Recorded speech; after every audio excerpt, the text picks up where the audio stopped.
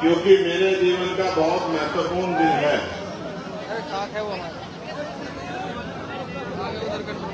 जिस तरह से बालक के पहले गुरु उसके माता पिता होते हैं और बाद में जिस शिक्षक द्वारा उसको पढ़ाया जाता है वो उसके गुरु होते हैं। और गुरु का दर्जा माता पिता के दर्जे से भी ऊपर माना गया है। कहा गया है गुरु गोविंदो खड़े काके लागे पाए, बलिहारी गुरु आप में गोविंद दियो बताए। कि गुरु का जो दर्जा है वो, क्योंकि गुरु रास्ता दिखाते हैं, वो माता पिता से बढ़कर और जिस ईश्वर को आप मानते हैं उस ईश्वर के बराबर है। तो मेरे राजनीतिक गुरु मानव साहब श्री काशीराम, जिनका आज परिनिर्वाण दिवस है, तो ये दिन मेरे जीवन में बहुत अहमियत रखता है। इस परिनिर्वाण दिवस पे मुजफ्फरनगर मोरना की ऐतिहासिक धरती, बराबर में हमारा बहुत बड़ा तीर्थ सुप्रताल, यहां उपस्थित इस क्षेत्र की महान जनता, मेरी माताएं बहनें, मेरे नौजवान छोटे भाइयों, मुझसे बड़े बुजुर्गों, मेरे हम उम्र साथियों, प्रेस के साथियों, पुलिस के साथियों, मेरे लिए ये दिन जहां एक तरफ दुख का पीड़ा का दिन है कि हमारे रहबर हमें छोड़कर चले गए, और कहने वाले ये भी कहते हैं कि अगर वो 10 साल और जी जाते, शायद इस देश में कमजोर वर्गों के बीच का कोई व्यक्ति प्रधानमंत्री की कुर्सी पर बैठता। किसान, कमेरा, नौजवान, गरीबों का सच्चा हितैषी, महिलाओं का रक्षक इस देश की सर्वोच्च कुर्सी पर बैठता। लेकिन जब वो चले गए हैं तो अब रोने चिल्लाने से कुछ नहीं होने वाला। आपको और मुझे इस संकल्प सभा में ये संकल्प लेना है कि हमें मानव शास्त्री काशीराम के हर अधूरे सपने को पूरा करना है। आज इस ऐतिहासिक धरती से हम लोग संकल्प लेते हैं। मैं अपनी बात को शुरू करते हुए सभी धर्मों में जन्मे सभी संतों, गुरुओं, महापुरुषों को नमन करता हूं। और उनमें भी राष्ट्रपिता ज्योतिबा फूले, छत्रपति साहू जी महाराज, डॉक्टर बाबा साहब अम्बेडकर, ईवी रामानायकर कल्याण स्वामी, कल्याण ललन यादव, बाबू जगदेव प्रसाद कुशवाहा, जननायक कपूरी ठाकुर, चौधरी चरण सिंह जी, महाराज रामसू वर्मा, संग्राम प्रजापति,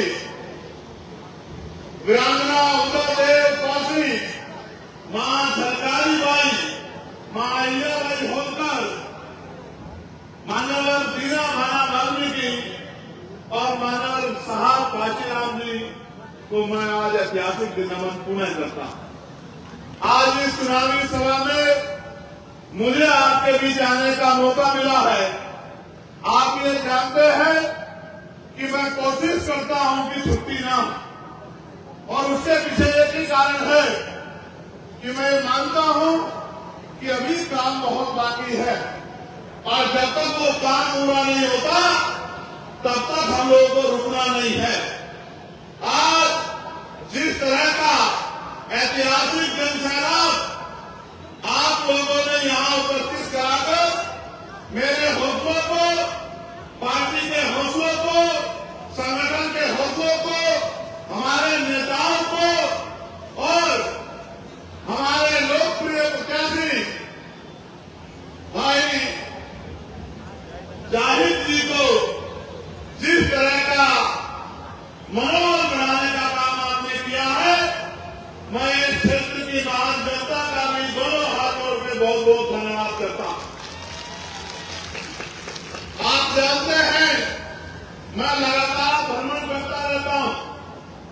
और एक खुशी इस बात की है कि जहां दूसरी तरफ हर पार्टी आर्थिक रूप से बड़ी सक्षम है, उनके कार्यकर्ताओं में बड़े बड़े साधन संसाधन हैं, उनके पास मीडिया को देखने के लिए तमाम तरह के ऐड हैं, व्यवस्थाएं हैं।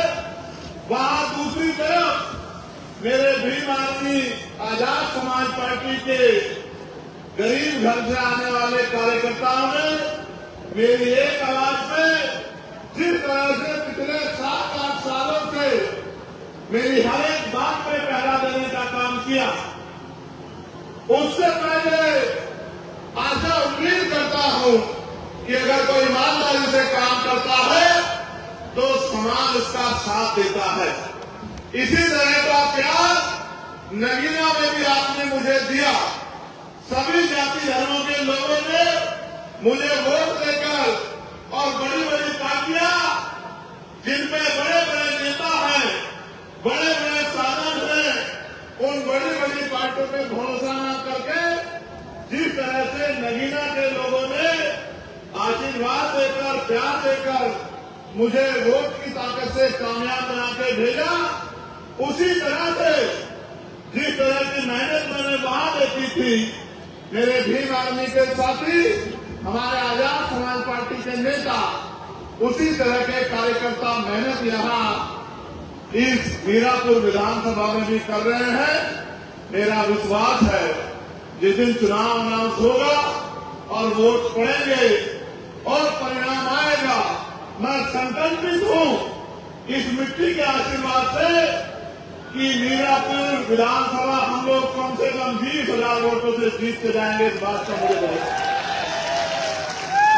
सम्मानित साथियों, चुनाव लड़ेंगे तो जाहिर ये सच है, लेकिन चुनाव लड़ाएगा उनको एक क्षेत्र, चुनाव लड़ाएंगे उनको पार्टी के संगठन के कार्यकर्ता और नेता।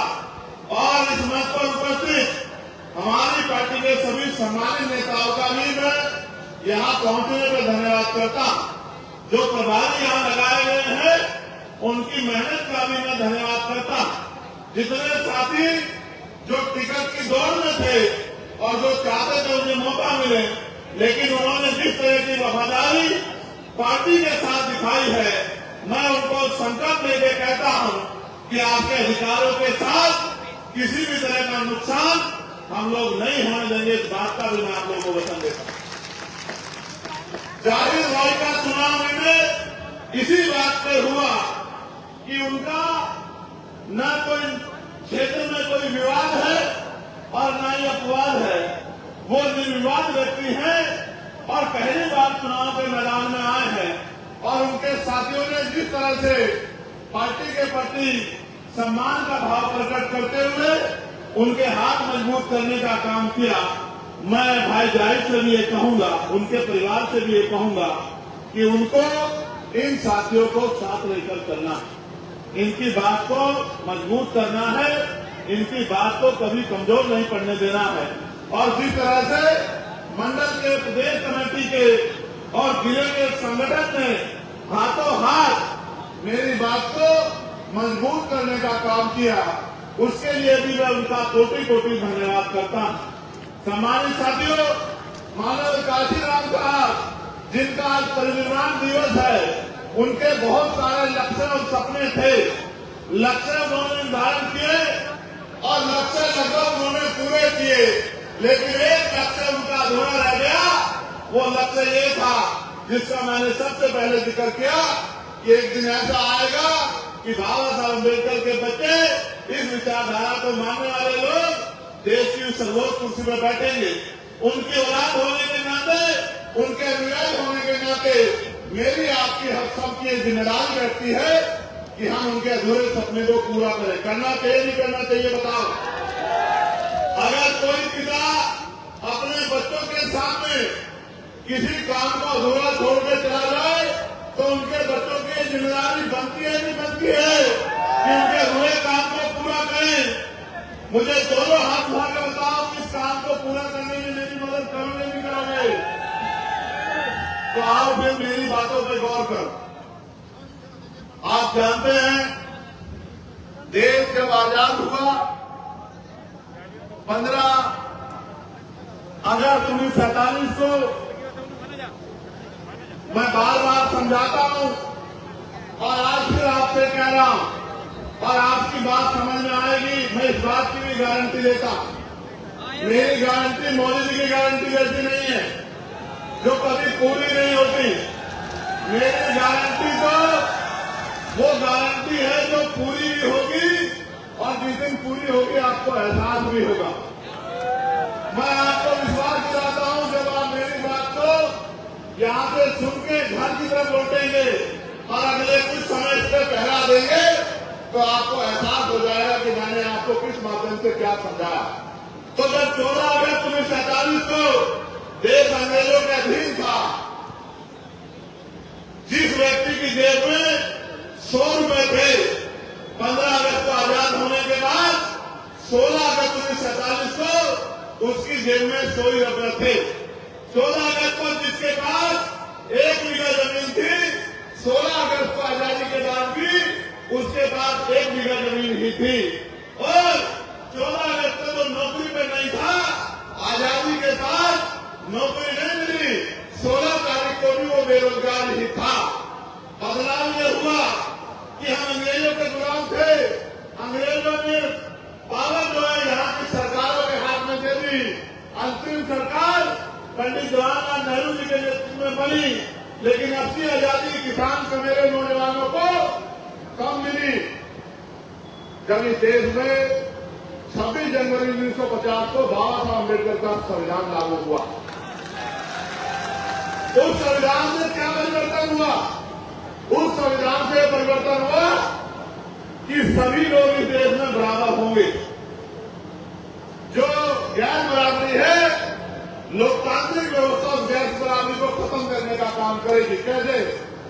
जिसके पास जमीन नहीं है, सरकारें बनने के बाद उनको जमीन देके जो है उनको इस गैर बराबरी से मुक्ति दिलाई जाएगी। जो पढ़े लिखे लोग हैं उनको रोजगार दिलाने का काम किया जाएगा। जो नहीं पढ़े लिखे हैं उनको पढ़ाने का काम किया जाएगा। जिसके घर पे छत नहीं है उसको छत देने का काम किया जाएगा। जो जाति के आधार पर गैर बराबरी है, ऊंच नीच है, इसको संविधान 26 जनवरी 1950 को पहले दिन से खत्म करता है। आज के बाद जाति धर्म के आधार पर ऊंच नीच नहीं होगी, हर व्यक्ति बराबर होगा और कोई जाति धर्म के आधार पर किसी का अपमान नहीं कर पाएगा।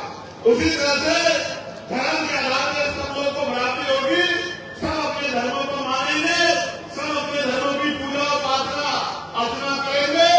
कोई किसी को धर्म के लिए बातें नहीं करेगा कि कोई किसी धर्म को माने या कोई किसी धर्म को ना माने। ये सारी तरह की बराबरी, यानी कि इंसानों को बराबरी का अधिकार और इज्जत की जिंदगी और अधिकारों के साथ जीने का अधिकार 26 जनवरी 1950 को मिला। और जिम्मेदारी सौंपी गई सरकारों को कि सरकार अंतिम व्यक्ति की पीड़ा को सुनने का काम करेगी।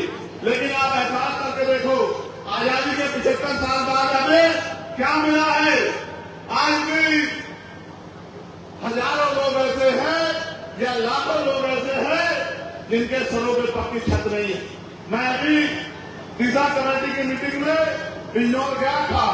पिछली बार हमारे यहाँ 933 मकानों का लक्ष्य था, इस बार फिर अभी भी लक्ष्य है। मैंने बैठते ये कहा कि जिलाधिकारी महोदय, अगर मेरे लोकसभा क्षेत्र में 1 बीघा ऐसा होगा जो कच्चा होगा, जिसके सर पर छत नहीं होगी, तो ये बिल्कुल किसी कीमत पर स्वीकार नहीं किया जाएगा। आप डाटा बनाइए, व्यवस्था कीजिए। मुझे प्राइम मिनिस्टर के पास जाना पड़ेगा, किसी और मिनिस्टर के पास जाना पड़ेगा, मैं जाऊंगा और कोशिश करूंगा जो वोट की ताकत नगीना के लोगों ने मुझे दी है, उस वोट से उनकी पीड़ा को हरने का काम करूंगा।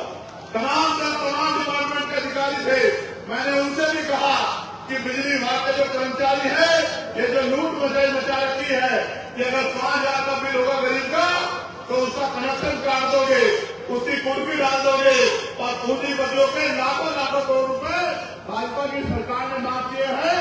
इनको दिन के आगे कमजोर कर जाते हो और गरीबों को पीटने का काम करते हो। किसानों को बिजली का बिल न देने पर उनके कनेक्शन काटने का काम करते हो। मेरी लोकसभा क्षेत्र में अगर कोई कर्मचारी किसी गरीब को इस नियत से कि मुझे उससे कुछ पैसे लूटने हैं, ये लूट खसोट का काम करेगा तो उसको किसी कीमत पे बर्दाश्त नहीं किया जाएगा।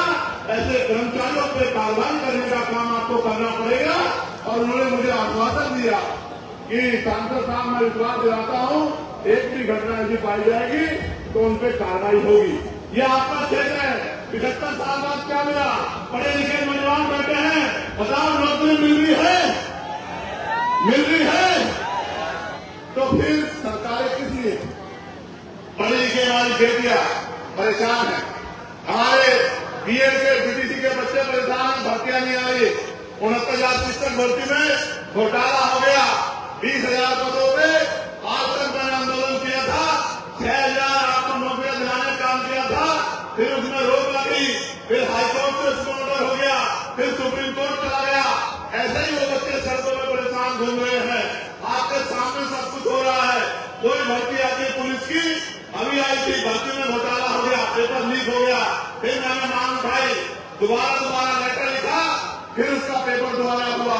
अब पता लगता है कब उनको नौकरी मिलेगी। आप ये देखो मिल क्या रहा है।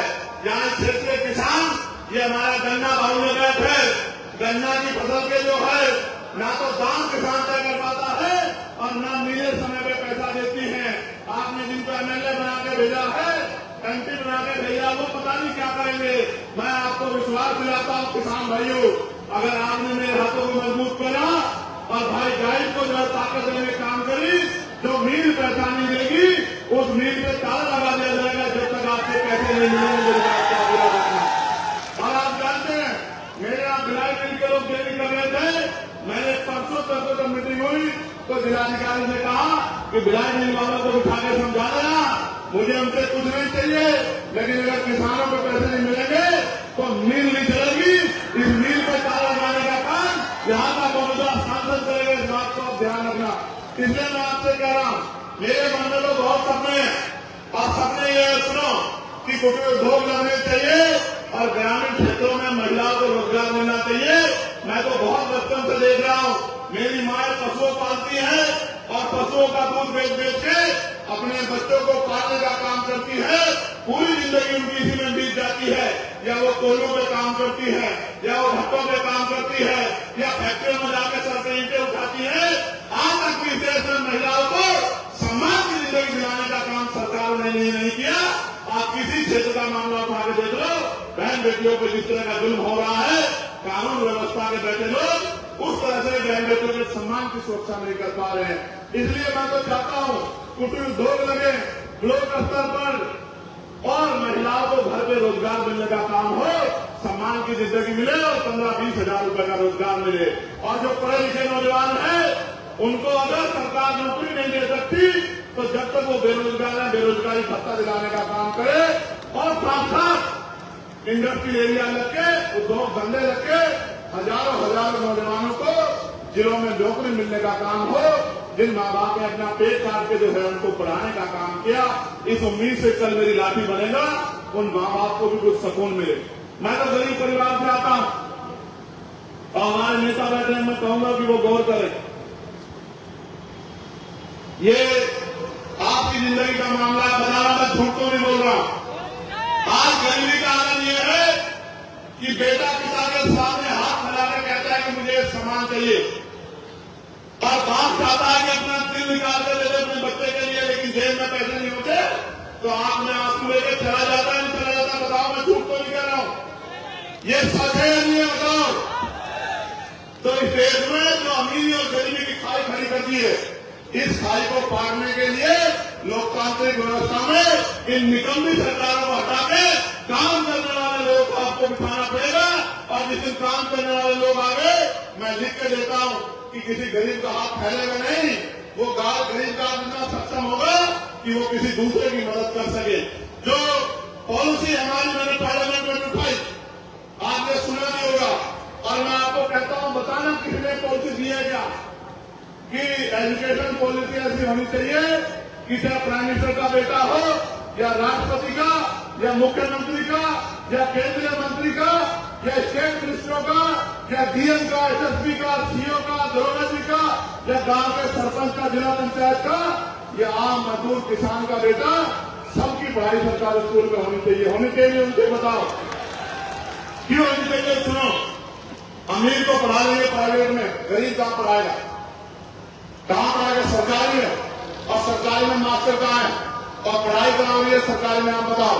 और अगर सरकारी में पढ़ाई लानी है तो फिर जिलाधिकारी के बेटे को पढ़ाओ, एसएसपी के बेटे को पढ़ाओ, मंत्री के बेटे को पढ़ाओ, विधायक के बेटे को पढ़ाओ, क्योंकि कानून को बनाते हैं, कानून को वो लागू कराते हैं। जब उनके बच्चों को अच्छी पढ़ाई देने की बारी आएगी तो गरीब किसान मजदूर के बच्चे को भी अच्छी पढ़ाई मिलेगी। और जो जेब कटाई होती है इस नाम पर प्राइवेट स्कूलों में, वो जेब कटाई बंद हो जाएगी। मैंने कहा पार्लियामेंट में कि हेल्थ पॉलिसी ऐसी होनी चाहिए कि गरीब को भी बेहतर से बेहतर इलाज मिलेगा। कैसे? अमीर को प्राइवेट में चला जाएगा, गरीब तो आ जाएगा, बताओ कहां जाएगा? तो मैंने कहा कि सरकारी अस्पताल में सुविधा तब आएंगी, डॉक्टर तब मिलेगा, मशीनें तब होंगी, टेस्ट तब होंगे, दवाइयां तब मिलेंगी जब जिलाधिकारी का बेटा, उप जिलाधिकारी का बेटा, बीडीओ का बेटा, सीडीओ का बेटा, जब विधायक का बेटा, मंत्री का बेटा और खुद बीमार होने पे ये सब लोग, उनके परिवार के लोग, और मुख्यमंत्री हो, उप मुख्यमंत्री हो, या मिनिस्टर हो, या प्रमुख सचिव हो, या डीजीपी हो, जितने भी अधिकारी कर्मचारी हैं, जितने नेता संवैधानिक पदों पर सरकारी मान्यता लेते हैं, गांव के सरपंच से लेके और राष्ट्र तक सबका इलाज सरकारी अस्पताल में होना चाहिए। जब एक बेड पे किसान लेता होगा और दूसरे बेड पे जिले के जिलाधिकारी लेते होंगे या एसएसपी लेते होंगे, बताओ अच्छा इलाज होगा नहीं होगा? बताओ होगा नहीं होगा? बताओ। और आज जो प्राइवेट में जाके जेब कटाई होती है बंद होगी नहीं होगी? आपके जीवन में बदलाव होगा नहीं होगा? तो मैं तो कोशिश करता कि ऐसी पॉलिसियां बने। मैंने एक मांग उठाई थी 29 जुलाई को, आप ऑन रिकॉर्ड पढ़ लेना कि पार्लियामेंट में जाने के बाद हमने क्या प्रयास किए हैं। मैंने मांग उठाई थी कि न्यूनतम वेतन 700 रुपए होना चाहिए। 300-400 रुपए की मजदूरी में गरीब अपने बच्चों का पेट नहीं पाल सकता, महंगाई इतनी बढ़ गई है। तो सरकार को न्यूनतम मजदूरी जो है अभी 10-12 दिन पहले वो बढ़ाकर 783 रुपए करनी पड़ी और अक्टूबर के 1 माह से 1 तारीख से वो लागू हुई। ये किया हमने पार्लियामेंट में जाके। और साथ साथ ये जो हमारे पुलिस के भाई हैं उत्तर प्रदेश के, इनको 12 घंटे, 14 घंटे, 16 घंटे ड्यूटी करनी पड़ती है।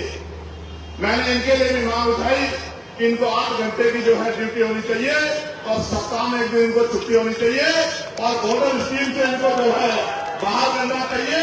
इनकी वेतन विषमता दूर होनी चाहिए इनको भी, क्योंकि ये भी जनता की सेवा के लिए है, तो इनकी परेशानियों को भी सरकारों को सुनना चाहिए। मैंने होमगार्ड के भाइयों का वेतन बढ़ाने की मांग उठाई। मैंने आशा, आंगनबाड़ी, भोजन माता जो है जिनको 2-4-6 हजार रुपए मिलते हैं, उनका वेतन 21,000 रुपए मिनिमम होना चाहिए। इस बात की मांग भी मैंने उठाई। और जो ग्राम में सेवक है, इनको ग्राम रोजगार सेवक कहते हैं। इनका एक पत्र भी मेरे पास आया है, जिनको ग्राम प्रहरी कहते हैं, चौकीदार कहते हैं। इनकी वेतन वृद्धि हो, इनको भी न्यूनतम 20,000 रुपए वेतन मिले, इसकी मांग भी मैंने पार्लियामेंट में उठाने का काम किया। पार्लियामेंट में तो मैं इस मांग को जोर शोर से उठाया, लेकिन असेंबली में कौन उठाएगा? मैं असेंबली का हिस्सा नहीं हूं। असेंबली में वो उठाएगा जिसको आप चुन के अपनी वोट से विधानसभा में भेजने का काम करोगे। मजदूरों के बच्चों को अच्छी पढ़ाई मिले, गरीबों के बच्चों को अच्छी पढ़ाई मिले, पढ़े लिखे नौजवानों को रोजगार मिले, कौन उठाएगा? जिसको आप चुन के भेजोगे। आपको तो मौका जल्दी आ गया है, वरना लोगों के पास तो 2027 में आएगा। मैं आपको कहना चाहता हूं, क्या मेरे काम में कमी है? दोनों हाथ उठा के बताओ, मेरे काम में कमी है? कोई ऐसी एक नाम बताओ जिसपे आपके लिए लड़ता नहीं। क्या कभी आपके लिए जेल की परवाह करी? क्या लाठी की परवाह करी? और तो गोली भी खानी पड़ी, क्या गोलियों पे डरा? तो जब मैं पीछे नहीं हट रहा हूं, तो महापुरुषों के सपने को पूरा करने के लिए आप लोग क्यों पीछे हटना चाहते? बताओ, मदद करोगे नहीं करोगे? मैं विश्वास दिलाता हूं किसान भाइयों को कि किसान किसी के दफ्तर में कागज लेकर नहीं खड़ा होगा अगर उसने मुझे ताकत देने का काम किया, भाई जायज को ताकत देने का काम किया, वोट की ताकत से मजबूत करने का काम किया। मैं आपको विश्वास दिलाता हूं, हम संघर्ष करेंगे, इतना संघर्ष करेंगे कि हर गांव तक गली गली तक जाएंगे, हमने तैयारी करनी है। ये इम्तिहान है मीरापुर के लोगों, इस इम्तिहान को अपना इम्तिहान बना लो। ये जो मेरा इम्तिहान है, जाहिर का इम्तिहान है, आजाद समाज पार्टी का इम्तिहान है, इसको अपना इम्तिहान बना के एक ताकत यहाँ से बना के दे दो। और फिर आप देखना कि पूरे प्रदेश में गली गली गांव गांव घूम के, और मैं विश्वास दिलाता हूं अपने पिछड़े वर्ग के भाइयों को, पाल समाज के भाइयों को, प्रजापति समाज के भाइयों को, कस्तर समाज के भाइयों को, गुर्जर समाज के भाइयों को, जाट समाज के भाइयों को, सिख समाज के भाइयों को और तमाम सैन समाज के भाइयों को, विश्वकर्मा समाज के भाइयों को, कि उनके बच्चों को भी जो आरक्षण का लाभ मिलना चाहिए था 52% आबादी होने के बाद, इस आरक्षण को बढ़वा के जातिगत जनगणना करा के 52% कराने का काम भी हम लोग करेंगे। मेरी बात को आप याद रखना। मैं तो आपसे कह रहा हूं, डर के साए में क्रिश्चियन समाज के लोग, मुस्लिम समाज के लोग, कोई दाढ़ी पकड़ के मार देता, कोई टोपी पहनने में मार देता।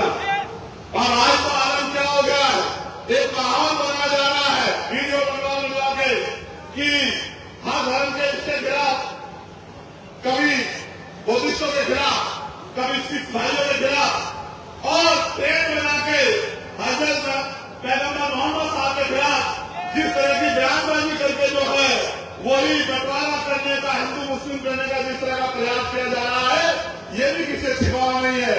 और ये जो लोग भाषण देते हैं चाहते हैं, मैं आपको भी सावधान करते हुए कहना चाहता हूं, ये चाहते हैं कि आप इलेक्शन करें, सड़कों में आए, और जब आप सड़कों में आएंगे तो इनका एजेंडा कामयाब हो जाएगा। जो सरकार में लोग बैठे, मैं आपको कहता हूं, आप बताओ सड़कों पे जब आपने हमें वोट दी है और हमारा साथ देने की बात कर रहे हो, तो आप पे आंसू पोंछने का काम और आप पे हर उठी हुई उंगली को रोकने का काम हम लोग करेंगे। इस बात का भी मैं आप लोगों को विश्वास और वचन देता हूं। लेकिन मैं आपसे कह रहा हूं, इनकी कठपुतली मत बनो, इनकी बातों में मत आओ, ज्यादा लापरवाह मत बनो। आप समझदार लोग हैं, ये कोई बहुत ताकतवर लोग नहीं है जो इस तरह की भाषा का प्रयोग कर रहे हैं। और किसी धर्म के लोग इनको पसंद नहीं कर रहे, यहाँ तक कि हिंदू धर्म के लोग इनको पसंद नहीं करते, लेकिन ये अपने नेताओं के एजेंडों पर काम कर रहे हैं।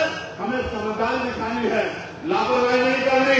मैं आपको भी कहना चाहता हूं, जाहिर भाई प्रत्याशी है और वो मेहनत कर रहे हैं, और मैं अपने साथियों को कहना चाहता हूं, पुराने साथियों को जो मैं देख रहा हूं कि आज जो है वॉलंटियर की ड्यूटी कर रहे हैं, मैं उन सबको कहना चाहता हूं, हरियाणा में परिणाम हमारे फेवर में क्यों नहीं रहे, सुनना चाहते हो? करनी बात है, इसलिए मेरे फेवर में, क्योंकि वहां आप विरोधियों से नहीं लड़ रहे थे, आपस के मन मुटाव से लड़ रहे थे। मैं जानता हूं आपकी ताकत को। जब जब आपने एकजुट होकर काम किया है संगठन और पार्टी के लोगों ने, तो फिर कोई लक्ष्य नामुमकिन आपके लिए नहीं है। लेकिन जब जब आपने मिशन से भटककर किसी व्यक्तिगत स्वार्थ पे या अपने आप को किसी को नीचा दिखाने के लिए काम किया है, तो उसका नुकसान पार्टी संगठन को हुआ है। मैं आपकी ताकत से वाकिफ हूं। मैंने आपकी ताकत दिल्ली में देखी, जब मैं पहली बार जब मेरे ऊपर मुकदमे लगे और आपने दिल्ली लाने का काम किया। मैंने आपकी ताकत एनआरसी के आंदोलन में देखी, जब आपने मेरी एक आवाज पे पूरे देश में आंदोलन करने का काम किया। मैंने आपके यहाँ ताकत जब दिल्ली में सदगुरु गुरुदास जी महाराज गुरु घर तोड़ दिया गया, तब मैंने आपकी ताकत दिल्ली में देखी कि आपने केंद्र की सरकार को और सुप्रीम कोर्ट को झुकाने का काम किया। मैंने आपकी ताकत 2 अप्रैल में देखी। मैंने किसान आंदोलन में मेरी एक आवाज पे जिस तरह से 13 महीने आपने साथ दिया, मैंने आपकी ताकत वहां देखी। और जब पहलवान बेटियों के अपमान किया गया, दिल्ली में जंतर मंतर का आंदोलन हुआ और आपने मेरी एक आवाज को खड़े होकर आके बाकी सरकारों को ऐलान करने का काम किया कि हम पहलवान बेटियों के साथ है। मैंने आपकी ताकत तब भी देखी।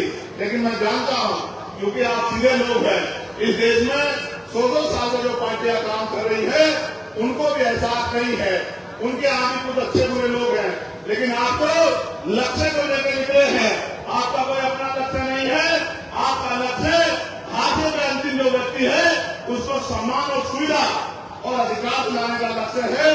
तो मैं आपसे कहूंगा, ये जिम्मेदारी मैं उन लोगों के भरोसे छोड़ता हूं जिन्होंने मेरे आए बगैर ही आटा जिला पंचायत मुझे यहाँ से जिता के भेजे थे। मैं उन मुजफ्फरनगर के साथियों के भरोसे आपकी जिम्मेदारी छोड़ता हूं कि ये मीरापुर विधानसभा ना जायज लड़ रहे हैं, ना इनका परिवार लड़ रहा है, ये मीरापुर विधानसभा चंद्रशेखर आजाद लड़ रहा है और चंद्रशेखर आजाद को ताकत देनी है, कमजोर करना, ये आपको तय करना। आप जानते हो अगर मेरी ताकत बढ़ेगी तो क्या कोई आप पे जुल्म कर देगा? बताओ, दोनों हाथ भागे मांगा से कर देगा? कोई बहन बेटे को गलत से दे देगा? कोई अधिकारी आपको परेशान कर देगा? मैं तो आपको कह रहा हूं कि मैं आपके ऊपर छोड़ता हूं और मैं शांत हो जाता हूं। मैं आपसे पूछना चाहता हूं, क्या मेरे हिस्से में ताकत आनी चाहिए नहीं आनी चाहिए? बताओ। नहीं, जोर से होगा। मैं आज का मैं नहीं मानता हूं आपको। मैं एकजुट होकर बताओ, आनी चाहिए आनी चाहिए? क्या मीरापुर हमारे हिस्से में आनी चाहिए आनी चाहिए? तो आप जैन की इंतजार करोगे? अपने आप जैन बन के काम करोगे? बताओ। आप सिर्फ जैन बन के नहीं, मुजाहिद बन के काम करना कि हमें जो है इस लड़ाई को जीतना। कर दोगे नहीं कर दोगे? और एक भाईचारा बना लोगे नहीं बना लोगे? और जब जैसे आपकी ताकत आज बनी है, आप देखना बहुत सारे लोगों को नींद नहीं आएगी, नींद नहीं आएगी और वो लग जाएंगे कि कोई झगड़ा हो जाए, कोई विवाद हो जाए। तो मैं आपको धैर्य रखने के लिए भी कहूंगा, समझदार दिखाने के लिए कहूंगा, 2 कदम पीछे हटने के लिए कहूंगा, लेकिन इसलिए कि लोगों का भला करना, इसलिए पीछे हटने कहूंगा। लेकिन ये आपसे कहूंगा कि अब आपके कंधों पर जिम्मेदारी है। कौन कहता है नौजवान कमजोर होता है? कौन कहता है? शहीद आजम सरदार प्रताप सिंह सराभा 19 साल के थे जब उन्होंने देश की आजादी के लिए बलिदान दिया था, अंग्रेजों के सामने घुटने नहीं टेके, शहादत स्वीकार की थी। शहीद आजम सरदार भगत सिंह 23 साल के थे जब उन्होंने हंसते हंसते फांसी का फंदा चुमा था। और शहीद आजम संत शहीद शिरोमणि उधम सिंह जी, जिन्होंने जनरल वॉर को लंदन में जाकर सबक सिखाने का काम किया था। कौन कहता नौजवान कमजोर होता है? नौजवान जो निर्माण नहीं कर सकता।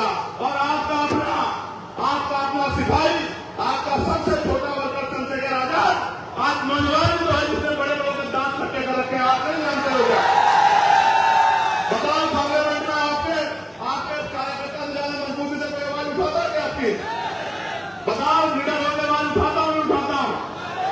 तो मैं फिर आपसे कह रहा हूं, एक बार साथ दिया तो आपकी एक ताकत बनी। अब उत्तर प्रदेश में लक्ष्य बना लो और कुछ पार्टियां तो आपको हराने के लिए लड़ेंगी। याद रखना मेरी बात, वो भाजपा से नहीं लड़ेगी जिसका से चुनाव होगा, या सीधा सीधा चुनाव भाजपा से होगा। ये बात को मेरी याद रखना और हौसले बुलंद रखना, क्योंकि वो शाम दाम दंड भेद और मशीनरी पुलिस सबका प्रयोग करेंगे। डर तो नहीं जाओगे? वैसे तो तुम मेरे बहादुर शेर हो, तुम डरने वाले लोग नहीं हो, मैं जानता हूं इस बात को। और ये तो तुमने खतौनी में भी करके दिखाया था कि मैं नहीं जानता इस बात को कि बड़े बड़े लोगों को भूत लगाने का काम किया था। लेकिन मैं आपसे कह रहा हूं, अगर ताकत नहीं बनाओगे तो सड़कों में नारे लगाते रह जाओगे, और ताकत बनाओगे तो फिर आपके क्षेत्रों में काम करा पाओगे। पॉलिसी बनाने के भी कानून असेंबली में बनेंगे, लखनऊ में, मीरापुर में नहीं बनेंगे। मीरापुर के लोग तो वोट की ताकत देके भेज सकते हैं। मैं एक और बात आपसे जानना चाहता, जब आप 100 रुपए का सामान खरीदते हैं, जब आप 100 रुपए का सामान खरीदते हैं तो सामान को चेक करते हो नहीं करते हो? करते हो नहीं करते हो? ये देखते हैं सामान पूरा है या नहीं है? ये देखते हो कि एक्सपायर तो नहीं हो गया सामान? देखते हो ना? और जिसको वोट देते हो 5 साल आपकी गलियों में नहीं दिखाई देता, फिर कुछ सोचते हो नहीं सोचते हो? कब तक ठगे जाते रहोगे? कब तक ठगे जाते रहोगे? जब 10 रुपए के 100 रुपए के सामान पर सोचते हो तो बाबा साहब अम्बेडकर की कुर्बानियों से मिली, 4 बच्चों की कुर्बानियों से मिली वोट को देने जाओगे तो इस बात सोच लोगे नहीं सोच लोगे? पक्का? तो बताओ फिर क्या होगा परिणाम? जोर से बताओ और जोर से बताओ, चाहते हो नहीं चाहते हो जीते? दोनों हाथ उठा के बताओ, चाहते नहीं चाहते हो? तो ठीक है, फिर मैं धन्यवाद दूंगा मेरे छोटे भाई संजय रवि का, जो जिला पंचायत भी है वार्ड नंबर 45 से और जिला सचिव है बसपा में थे। और 27 साल पार्टी की सेवा करते रहे और 27 साल बाद और आप जानते हैं खुशी से नहीं मजबूर हो गए, क्योंकि अपने लोगों को मृत्यु नहीं दे सकते हैं, आरक्षण को खत्म होते नहीं देख सकते हैं, अपने बच्चों के हक अधिकार खत्म होते नहीं देख सकते हैं, इस देश की सरकारी संपत्ति को लुटते नहीं देख सकते हैं, इस देश की सरकारी नौकरियों को बर्बाद होते नहीं देख सकते हैं, निजीकरण के जरिए आपके अधिकारों को, आपके बच्चों के हिस्से को छीनते नहीं देख सकते हैं। इसलिए मैं, संजय और हमारे तमाम साथी सब लोगों ने संकल्प लिया है कि अब हम चाहे मिट जाएंगे लेकिन अपने लोगों के अधिकार को छीन के इनके कुंडली मार के किसी को घर में नहीं देंगे। मैं धन्यवाद दूंगा ये माननीय के सभी साथियों का, आजाद समाज पार्टी के सभी साथियों का, हमारे मिशन 78 के सभी नेताओं का और हमारे अनुशासन समिति का, हमारे लीगल सेल के साथियों का, और सबसे ज्यादा धन्यवाद दूंगा आपका। मेरे साथ ऐसे दोनों हाथ मारे खड़े हो जाओ, अपनी जगह पर खड़े हो जाओ।